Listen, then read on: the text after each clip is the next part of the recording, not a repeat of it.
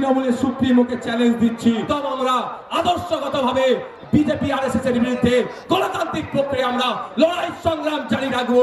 বাংলাতে এই বিজেপিকে যারা জায়গা করে দিচ্ছে, যেই তৃণমূল ফ্রন্টে এসে লড়াই করছে, তাদের বিরুদ্ধেও কোন অংশে লড়াই জারি কম আমরা রাখবো না। ল অ্যান্ড অর্ডার হাতে তুলে নেবেন না। Law and order situation create হোক, এই কাজ করবেন না। প্রশাসনকে আপনারা সহযোগিতা করবেন।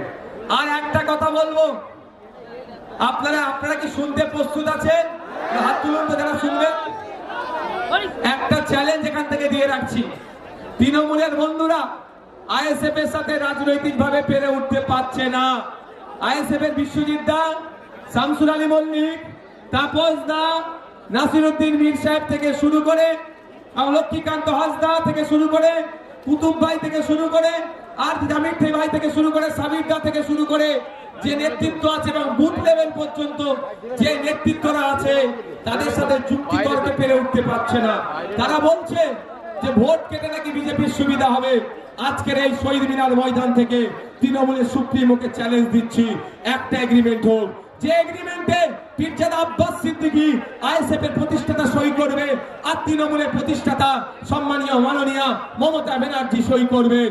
সেখানে আব্বাস ভাইজান লিখবেন, আইএসএফ যেখানে যেখানে প্রার্থী দেবে, ভোট কেটে যদি বিজেপি আসে, তার দায়ভার আইএসএফ নেবে, তৃণমূল যা শাস্তি দেবে মাথা পেতে মেনে নেবে। আর সে এগ্রিমেন্ট পেপারে মমতা ব্যানার্জিকে লিখে সই করতে হবে, তৃণমূল যেখানে যেখানে প্রার্থী দেবে, ভোট কেটে যদি বিজেপি আসে, তার দায়ভার তৃণমূলের উপরে বর্তাবে, আর আইএসএফ যা শাস্তি দেবে গণতান্ত্রিক প্রক্রিয়ায় তৃণমূলকে মেনে নিতে হবে। এই চ্যালেঞ্জটা আজকে শহীদ মিনার ময়দান থেকে দিয়ে রাখলাম। তাহলে বোঝা যাবে বিজেপিকে আটকানোর জন্য কে কারা ভোট ফ্রন্টে এসে এই কেসে লড়াই করছে। আমরা আদর্শগত বিজেপি এবং আরএসএস এর বিরুদ্ধে আমাদের পূর্বেকার বক্তা শ্রদ্ধেয় সম্মানীয় বাবা সাহেব আম্বেদকরের নাতি যে কথা বলেছেন, একদম আমরা আদর্শগতভাবে বিজেপি আরএসএস এর বিরুদ্ধে গণতান্ত্রিক প্রক্রিয়া আমরা লড়াই সংগ্রাম জারি রাখবো।